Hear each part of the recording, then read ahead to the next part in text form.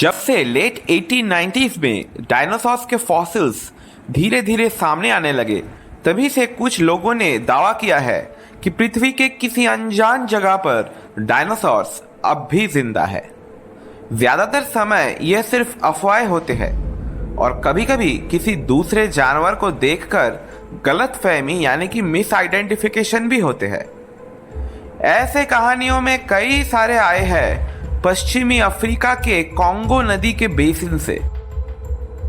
इस इलाके का घना जंगल और आसपास के देशों का राजनीतिक अस्थिरता बाहरी लोगों के लिए कोई खोज को मुश्किल बना देता है। बोनोबो और ओकापी जैसे खास प्रजाति के प्राणी यहाँ रहते हैं और अनुमान किया जाता है कि इन जंगलों में ऐसे कई सारे प्रजातियां हैं जिनका खोज अब तक नहीं किया गया है और कुछ हद तक ये सच भी है। मगर कुछ लोगों का मानना है कि इन जंगलों और नदियों में कुछ बड़े ही अद्भुत जीव रहते हैं, जीता जाता डायनासोर्स, जिनमें से सबसे फेमस है हाथी जैसा बड़ा पानी में तैरने वाला मुकेलेम्बेम्बे। वैसे तो अफ्रीका महादेश के कई इलाकों में रहस्यमय जीव देखे जाने के अफवाहें बहुत पहले से मंडरा रहे हैं, मगर कॉन्गो बेसिन का खास रहस्य मुकेलेम्बेम्बे का सबसे पहला जिक्र हुआ था 1940s में साइंस राइटर और क्रिप्टोजूलॉजिस्ट विली ले के द्वारा। इन्होंने एग्जॉटिक ज़ूलॉजी नाम से एक किताब लिखा था। इसमें येती और समुद्री दानव जैसे मिथिकल जानवरों के बारे में बताने के साथ साथ उन्होंने 1913 में लिखे गए किसी मैन्युस्क्रिप्ट का जिक्र भी किया था।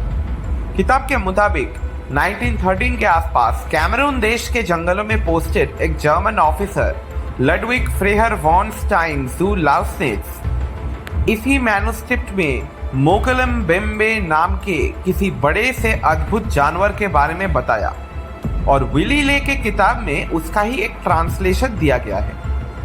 किताब के अनुसार उस मैन्युस्क्रिप्ट में कुछ इस तरह लिखा गया है। Animal is said to be a brownish gray color with smooth skin. Its size is approximately that of an elephant. It is said to have a long and very flexible neck, and only one tooth, but a very long one. Some say it is a horn. A few spoke about a long, muscular tail like that of an alligator. Canoes coming near it are said to be doomed. The animal is said to attack the vessels at once and kill the crews without eating the bodies. The creature is said to live in the caves that have been washed out by the river. It is said to climb the shores even at daytime in search of food. Its diet is said to be entirely vegetable. यह description बहुत ही famous हुआ था उस time. James H पावल junior नाम के एक explorer ने बायोलॉजिस्ट रॉय पी मैकल के साथ मिलकर 1980 में कॉन्गो में एक खोज शुरू किया। मैकल ने 1987 में एक किताब पब्लिश किया जिसमें उन्होंने कॉन्गो में अपने 2 एक्सपीडिशंस के बारे में लिखा। मकाल को मुकेलेम्बेम्बे तो नहीं दिखा, मगर उन्होंने बहुत सारे ऐसे अद्भुत जानवरों के बारे में आंचलिक कहानियां इकट्ठा किए थे और किताब में सिर्फ मुकेलेम्बेम्बे ही नहीं, कई और ऐसे अद्भुत जानवरों के दिखे जाने का जिक्र किया गया है, जैसे कि एक सींग वाला जानवर इमेला नुटुका, पीठ पर कांटे वाला म्बियलू म्बियलू म्बियलू और बड़ा सा सांप या छिपकली जैसा nguमा मोनेने। एक नहीं बल्कि कई सारे अद्भुत दानव जैसे जीव जो एक ही इलाके में रहते हैं। इसके बाद 2000 तक कई सारे लोग इस इलाके में एक्सपीडिशंस पर गए, मगर कोई ठोस सबूत मिला नहीं। 1992 में एक जापानीज एक्सपीडिशन ने लेक तेलेज में तैरने वाला कोई बड़ा सा जानवर का वीडियो फुटेज लिया। दूसरे जो चीज़ों को मुकेलेम्बेम्बे के एविडेंस बताया जाता है वो है कुछ फुटप्रिंट्स और कुछ अजीबोगरीब आवाज़ें।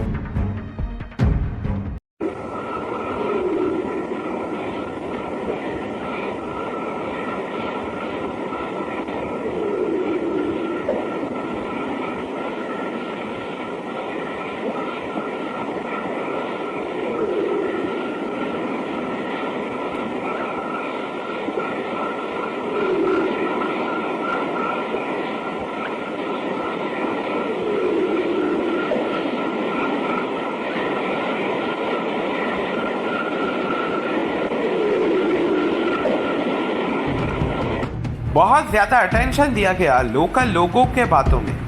हिस्ट्री चैनल का डॉक्यूमेंट्री सीरीज मॉन्स्टर क्वेस्ट ने भी मुकेले म्बेम्बे को ढूंढने के लिए एक एक्सपीडिशन भेजा था। उसमें भी लोकल लोगों के साथ कई सारे बातचीत हुआ।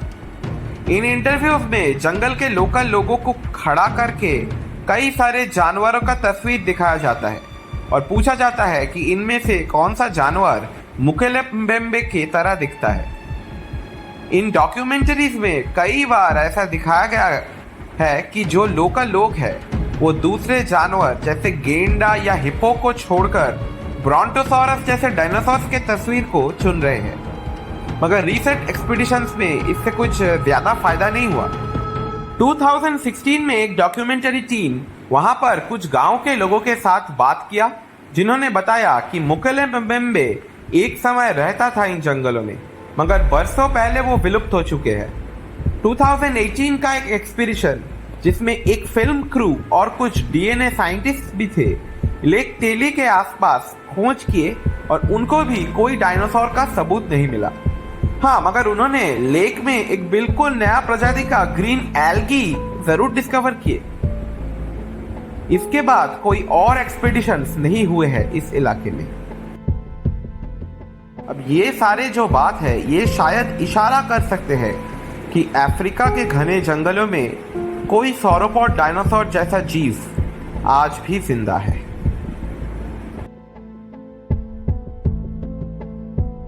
तो चलिए अब पहन लेते हैं साइंस का चश्मा और इस पूरी कहानी को साइंस की नजरिए से देखते हैं। साइंस का चश्मा पहनते ही मुकेले म्बेम्बे का ये पूरी कहानी में दरारें दिखना शुरू हो जाते हैं और आखिरकार पूरी कहानी एकदम टूटकर चकनाचूर हो जाता है। सबसे पहले तो 1940s के पहले मुकेले म्बेम्बे का कोई कहानी सुनने को नहीं मिलता। 1900s में एक्चुअली वेस्टर्न कंट्रीज में एक डायनासोर्स का क्रेज चल रहा था। बड़े बड़े डायनासोर्स के स्केलेटन्स म्यूजियम में पहली बार डिस्प्ले किए जा रहे थे और ये विशालकाय जानवर सभी को बहुत शानदार लगा। राइटर्स ने किताबें लिखे जिसमें डायनासोर्स पृथ्वी के किसी कोने में जिंदा है और डायनासोर्स को जिंदा रहने के लिए डार्क कॉन्टिनेंट अफ्रीका से ज्यादा अच्छी जगह क्या हो सकता है, क्योंकि उस समय वेस्टर्न कंट्रीज के जो रेसिस्ट लोग थे उनको लगता था कि अफ्रीका के आदिवासी जानवर से ज्यादा कुछ नहीं है। इन सभी कहानियों में रेसिज्म और कॉलोनियलिज्म का मेंटालिटी इन्वॉल्व था और मुकेले म्बेम्बे जैसे कहानियों में पानी में रहने वाला सौरोपॉड डायनासोर जैसा दिखने वाला प्राणियों का जो डिस्क्रिप्शन दिया जाता है वो सौरोपॉड डायनासोर्स के बारे में जो पुराने जमाने के आइडियाज थे, जैसे कि वो पानी के आसपास रहते हैं, एक बहुत ही फ्लेक्सिबल स्वान की तरह गर्दन होता है, उस इमेज से बहुत मिलता जुलता है। आज मॉडर्न रिसर्च की मदद से हम ये जानते हैं कि सौरोपॉड डायनासोर ज्यादातर समय जमीन पर ही रहते थे, पानी के पास नहीं। उनके गर्दन के मूवमेंट्स भी उतने फ्लेक्सिबल नहीं थे और उनके पोस्चर भी काफी अलग थे। मुकेले म्बेम्बे नाम ही सबसे पहले मिलता है उस 1941 में पब्लिश हुआ किताब में, जिसमें 1913 का किसी जर्मन ऑफिसर के द्वारा लिखा गया मैन्युस्क्रिप्ट का जिक्र किया गया है, मगर इस मैन्युस्क्रिप्ट का कोई अता पता नहीं है। कभी भी किसी को यह ओरिजिनल मैन्युस्क्रिप्ट नहीं मिला। इस बात की क्या गारंटी है कि विली ले ने अपने किताब में उस 1913 वाले मैन्युस्क्रिप्ट का गलत ट्रांसलेशन नहीं किया? यह भी तो हो सकता है कि पूरी कहानी विली ले का बनाया हुआ है अपने किताब में थोड़ा सा मसाला डालने के लिए, और वो मैन्युस्क्रिप्ट असल में एग्जिस्ट करता ही नहीं। मुकेले म्बेम्बे का स्टोरी का ओरिजिन ढूंढने जाओगे तो ऐसे बहुत सारे डेड एंड्स ही मिलेंगे। और फिर इस नाम को ही देख लो, मुकेले म्बेम्बे शब्द का मतलब क्या है? विकिपीडिया बताता है कि लिंगाला भाषा में इसका मतलब होता है one who stops the flow of reverse, यानी कि जो नदी के बहाव को रोक देता है। अगर ये ट्रांसलेशन विली ले के उस किताब में है ही नहीं।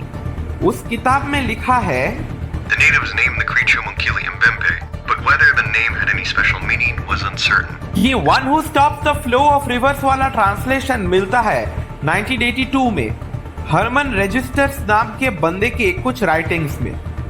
1980s में रॉय पी मैकल नाम के बायोलॉजिस्ट जिसको क्रिप्टोजूलॉजी में बहुत ही इंटरेस्ट था, उन्होंने 2 एक्सपीडिशंस किए कॉन्गो में और उनके किताब में एक बड़ा इंटरेस्टिंग बातचीत की घटना है। मैकाल ने कॉन्गो देश के एपेना डिस्ट्रिक्ट के प्रेसिडेंट कोलुंगा से मुकेलेम्बेम्बे के बारे में पूछा था और उन्होंने हंसकर सिर्फ ये बताया कि इस शब्द का मतलब रेनबो होता है, मगर मैकाल ने बार बार जोर देकर उन्हें सच कहने को बोला और तब जाकर कोलुंगा ने अपना पूरा स्टोरी बदल के डायनासोर जैसा कोई जीव का कहानी बताया।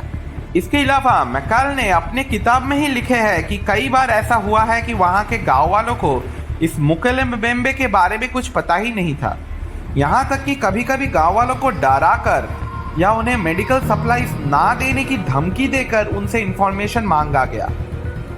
शायद मैकाल के ऐसे एक्सपीडिशंस के पहले मुकेलेम्बेम्बे शब्द का मतलब कोई डायनासोर जैसा प्राणी नहीं था, असल में कुछ और ही था, शायद रेनबो, या फिर शायद इन शब्दों का कोई मतलब ही नहीं था उस लिंगाला भाषा में। मगर मैं कोई लिंग्विस्टिक्स का एक्सपर्ट नहीं हूँ और लिंगाला एक बहुत ही डिफिकल्ट भाषा है, तो हो भी सकता है कि मैं गलत हूँ, पर मुझे कुछ और पॉइंट्स पर भी बात करनी है। जैसा कि मैंने पहले बताया है, बहुत ज्यादा अटेंशन दिया जाता है इस बात पर कि लोकल लोग डायनासोर्स के तस्वीर देखकर उन्हें मुकेलेम्बेम्बे जैसा दिखने वाला बताते हैं और डॉक्यूमेंटरीज जैसे हिस्ट्री चैनल का मॉन्स्टर क्वेस्ट दावा करते हैं कि इन लोगों के साथ बाहर की दुनिया का कोई संपर्क नहीं है और इन्हें ये इंफॉर्मेशन बताने के बदले पैसे नहीं मिलते, इसीलिए इनके पास झूठ बोलने का कोई कारण नहीं है। दरअसल ये बात ही पूरी तरह से झूठ है।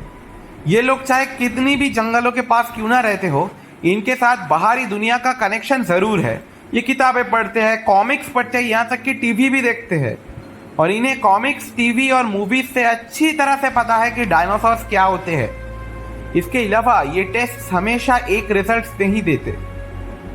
2001 में बीबीसी के एक डॉक्यूमेंटरी कॉन्गो के लिए कुछ पिग्मी लोगों को इंटरव्यू किया गया। उन्होंने राइनो के तस्वीर को मुकेलेम्बेम्बे कहकर आइडेंटिफाई किया, किसी डायनासोर को नहीं। एक दूसरे इंटरव्यू में लोकल लोगों ने कहा कि मुकेलेम्बेम्बे एक स्पिरिट जैसा कुछ है, कोई जीता जाता जानवर नहीं। इन अलग जवाबों को अक्सर डाउन प्ले किया जाता है, हटा दिया जाता है ताकि जिंदा डायनासोर की कहानी को आगे बढ़ाया जा सके। और हर एक्सपीडिशन में बार बार वही गांव में पूछताछ होने के वजह से गांव वालों भी समझ गए हैं कि बाहर के लोग क्या सुनना चाहते हैं और वो वही बताते हैं। इनके बनाए हुए ड्राइंग्स भी कुछ ज्यादा कन्विंसिंग नहीं है और देखकर ही पता चलता है कि बाहरी दुनिया के साथ इनका काफी सारा कनेक्शन है। और फिर रही बात पैसों के लेन देन की, तो ये सरासर झूठ है कि लोकल लोगों को इससे कोई प्रॉफिट नहीं होता। इनको जरूर पैसे मिलते हैं। अगर इन इंटरव्यूज के लिए डायरेक्टली पैसे नहीं दिए जाते तो खाना और रहने की जगह प्रोवाइड करना, लोकल गाइड का काम करना, इन सभी चीज़ों के लिए इन्हें ज़रूर पैसे मिलते हैं। और इनको भी पता चल गया है कि जितने ऐसे बाहर के एक्सपीडिशंस आएंगे उतना ही ज़्यादा प्रॉफिट है।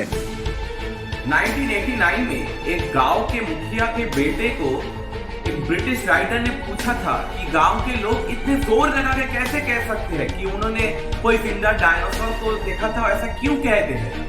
तो गांव के उस मुखिया के बेटे ने उस राइटर को बताया कि तुम्हें पता नहीं, ताकि तुम जैसे इडियट्स को हम यहाँ ला पाए और बहुत सारे पैसे कमा पाए। ऐसे कहानियां टूरिज्म के लिए अच्छे होते हैं और लोकल इकोनॉमी को बढ़ावा देते हैं। उन गांव वालों का भी अपना स्वार्थ है इस डायनासोर वाले कहानी को जिंदा रखने में। देखने वाला बात यह भी है कि मुकेलेम्बेम्बे का ओरिजिनल डिस्क्रिप्शन में जो चीजें बताए गए थे, जैसे कि उसके पास एक बड़ा सा सींग या दांत है जो किसी सौरोपॉड डायनासोर के पास नहीं होते थे, वो बात के डिस्क्रिप्शंस में गायब हो गए सौरोपॉड डायनासोर्स की इमेज को ज्यादा फिट करने के लिए। आज तक जितने भी प्रजाति के सौरोपॉड डायनासोर्स का खोज किए गए हैं, उनमें से ना ही किसी के पास सींग है, ना ही कोई पानी में रहता था।